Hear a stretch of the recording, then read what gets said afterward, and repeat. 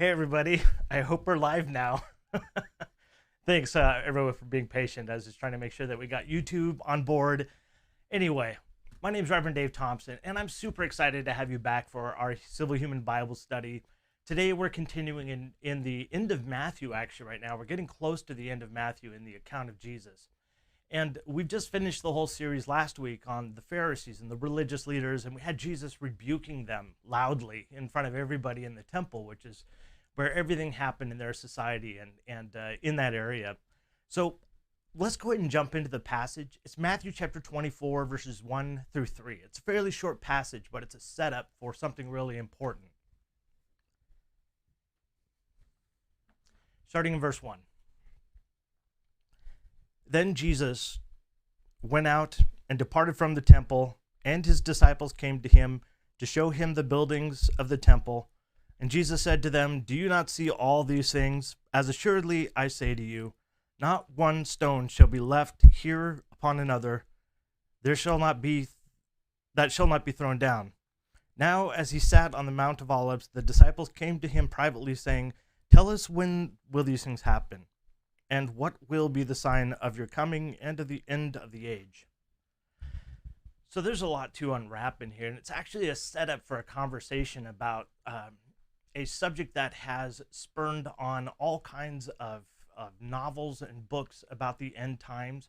We're getting to a section which will start tomorrow, where Jesus will be talking about what oftentimes referred to in Christian theology as the end times. They use the big term is eschatology. And essentially it's this: right now, we've left the temple. So this is the first time that Jesus has finally finished all of his rebuking and is out. And remember, he left by saying to the leadership, "You will not see me here again until you hear the words, 'Blessed is he who comes in the name of the Lord.'" And essentially that meant, look, you're not going to see this happening until the destruction of the temple. And I want to talk about why that is this morning and what happened there in history. So first of all, we have Jesus walking away from the temple, and all the disciples seem to be coming to him because they're super impressed by all of the grandioseness of the temple and how beautiful it is and all the rocks and everything. So it is quite a monolith. It's a huge edifice that is no longer present today. There's sort of a wall of Jerusalem left, but the original temple is no longer here. But it was quite a feat, allegedly. And so the disciples are pointing out to Jesus how wonderful this is. I can imagine that Jesus is not really thrilled with the temple right now, right? He just got done rebuking his own religious leaders on the subject of how terrible they are and how terrible the system has been to those who are really suffering in society. As human beings, and Jesus being a human being himself as well, it is disappointing to see people who live lives of luxury and lives of privilege and lives of ease and lives of purity because they can afford to. Meanwhile, the regular people are actually paying for their luxury via their taxes or via their offerings to the temple and to these priests, but they're also suffering in such a way that they don't have time to do all these purity things and all these requirements that the religious leaders had required of the people. They don't have the time to do that. Just like you and I, sometimes we have to work 3 jobs, right? And sometimes you gotta work on Sunday. And it's kind of the common today's version of it would be, you got to go to church on Sundays. That's like a requirement for a lot of Christians. And essentially, it would be the same. Whereas, we have very wealthy pastors who are able to come on Sundays because they're getting paid to. They live lives of luxury. And on Sunday, they ask those who are suffering and those who are struggling financially to give till it hurts. And so they do because they're generous people. And these individuals live off of that generosity. And there are still other people who can't even get to church because they've got to take care of the bills, right? So I want to point out what Jesus says here. He's upset, obviously, about the leadership in the system. He is disappointed in everything that has really come of the Pharisees and these religious leaders in the temple. And so he points to the temple, and when the disciples start, being in awe of the grandeur of the temple, Jesus stops them and says, "Do you see all of this amazing stuff that you are so in awe of? Not one stone is going to be left on top of another." Now, what the heck does that mean? So in around 70 AD or CE for the commoner, depending on how you, in particular, state the time,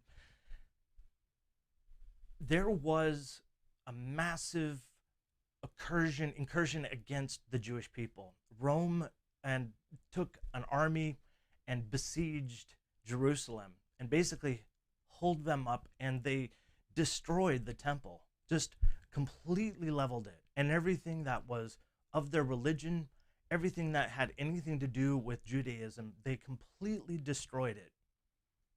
And obviously there were political reasons for that. Obviously there were a bunch of consequences and reasons for that. But I want to talk about what Jesus's point is here and why this matters even to us 2,000 years removed. If there is any relevant human moral here. And I really believe there is a good communication that we can take as humans and apply to our everyday lives, regardless of our different faiths and politics.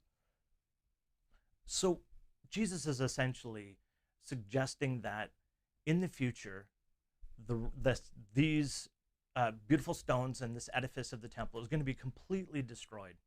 And he's right. 70 years removed from it, it happens. Now, if you're looking at this as a historical context, or with, there are people who would say, well, of course Jesus prophesied it, and it happened because the people writing this account saw it happen, and they wrote this book after that happened. So maybe they just helped Jesus out a little bit in his prophecy. I don't know. I wasn't there. There's no YouTube. There's no way for me to verify, a date stamp. They don't send emails. So there's no way for us to really know. But I'm setting all that aside because I really want to just converse about what the issue is and why it mattered that they destroyed the temple. So Jesus's students all come around him, as it says in the 3rd verse, and they ask him this question: when is this going to happen? Why is it going to happen? What's it going to look like when you end up coming again to the temple? What's going to happen as a result of this? And the last word is culmination, which is like, what are all the parts involved with this end of times, as it were? I want to point out a couple of things. One, we're going to start talking about the end times, and we'll get a chance to talk about some really interesting experiences that I had as a very conservative Christian growing up, and all of the rapture stuff and the cheesy 70s movies that I had to watch. There's one called The Distant Thunder, which is awesome. If you haven't seen it, it is awesome. It's a totally 70s vibe, and everybody's got the bell bottoms on, and there's a whole lot of that conversation. But people have even written series of books, even in our modern age recently, about these end times. So I want to talk and walk us through what that actually means and separate that from what has kind of become pop culture on that whole issue. But right now, the second thing that I want to talk about, and this is where I want to tie it into the close and what we can walk away with today. Jesus is pointing out not just that the Jewish temple is going to be destroyed, and in fact, it's entirely possible he wasn't making a prediction like that. It's possible that he was speaking metaphorically or in hyperbole, but the idea is that Jesus is suggesting this leadership, this system that you're so impressed by, these religious leaders in their beautiful robes, in all their amazing prayers, in their conduct that's so impressive to you because of all the rituals, the gold, the marble, all of that stuff doesn't matter, and it will all be destroyed. And Jesus has a very strong point. And this is the one that I want to focus on. This point is, when we have leadership that has lost sight of the vision and of the principles, it cannot survive. Today, having come from a very conservative background myself as a Christian, that's my spiritual heritage. And that's why I'm going through the scriptures to look for human teachings as a civil human minister now. I look at the leadership that we possess today. I see the grandeur of their buildings. You could build 747s at planes in these massive churches that they've built. Millions of dollars spent on the luxury of comfort of people sitting one behind another, singing songs to the back of each other's head. I'm not downplaying that as not being a good thing. And it certainly has its own benefits and certainly has its positive. They do a great drama at Christmas, right? It's great music. It's entertaining as well. And you get a good lesson, sure. But I also look around us and I see homelessness driven up in a way that I haven't ever seen in my life.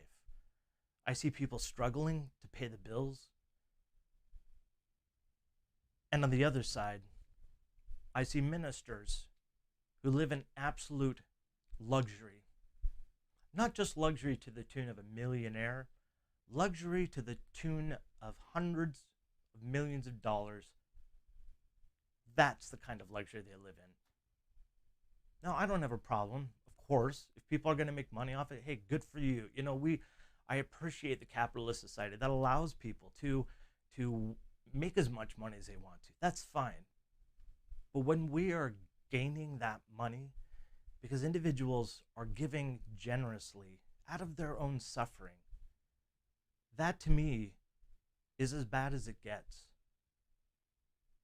It's easy for us because it's so pretty, because the production value is so great, because they're so eloquent when they speak, because they're on TV. It's easy for us to ignore this. It's easy for us to look the other way on the seemingly small things in life.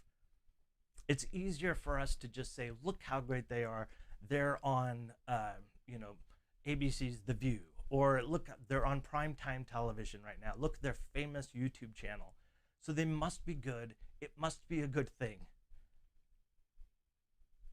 But we must start as human beings, not even just as Christians, but as human beings, thinking about what the virtues are that we want to uphold.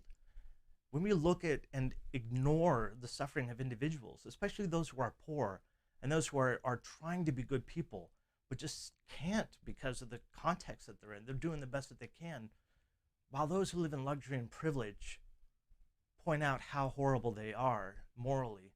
When that happens, it's a great anger and a great struggle that begins in those who are suffering. And the fact that these people are living in absolute luxury and who are flaunting it and noting it and holding it up as a badge of honor, as a way to distinguish them as being better or more with God because they've got more money. And that is no joke. This is literally the teaching of a very large percentage of the evangelical church that I came from. When these poor people in the suffering see that lavish luxury, it causes resentment and anger. And there's only so long that they can hold on to that before they will respond violently, before they will no longer resist with their words, but resist with their hands. It's an inevitability of us as human beings. We tend to ignore the suffering of others until they cause us to suffer. And there's a way that we are wired is we seek justice and equality. It's just the way we are. If a child sees that somebody else is getting more or a better snack than they are, they're upset because they want to see equality. They want the same amount. We can see it in kindergarten. It's the same thing as adults, because this is a part of our human nature. Justice must be preserved, because when the lavish and the rich live such lavishness and live in view and flaunt it in front of those who are suffering, it will lend itself to being destroyed. And that's how it ties into this 2,000-year-old document where this person, Jesus, saw the same thing of his own religious leaders. And it came to pass that because those leaders lost the vision of what it means to be a good human being, they ended up having their complete temple destroyed. I think that the church today is at great risk of losing their ability to speak about morality in our society. It's a tragedy, really. As Jesus actually says earlier, when the salt loses its saltiness, it's no longer good for anything but to be trampled on by people. And so our churches, our religious communities, not just Christian, but all over, who have forgotten the precepts of our faiths, the morals of our and lessons that we've been taught about being kind to one another and seeking out justice. These are the things that we've got to focus on. And I'm so appreciative that you've joined me in this Bible study and this path for me personally to look as a human being to my own religious heritage and to see those teachings that I feel can be applied to everybody, and that I can walk forward as a human being and expect of others, regardless of our faith and regardless of our politics. I appreciate all the things that you've said to encourage me to continue to do this, not only just in this particular program, but some of the things that are going to be coming down the line, which I'm really excited to tell you about. Just not today.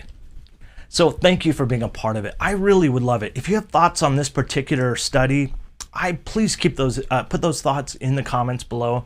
It really is wonderful to hear other people's perspectives, because you're the only person in this universe who has the ability to see things the way you can. And so I appreciate and value that. And last, please subscribe to our YouTube channel. Little button right down here says subscribe. Click on that, and that way we can stay in contact with one another. If you're on Facebook or another social media platform, please like or commit to the page so that way we can keep in contact with some of the exciting things that are coming up. So until tomorrow, live at noon, when we meet again, I want you to know that I love you. And I hope that you choose to love yourself. It's the only love in this world that we have any control over. And now I invite you to join me as we go about the rest of our day, loving those around us the same way. Thank you.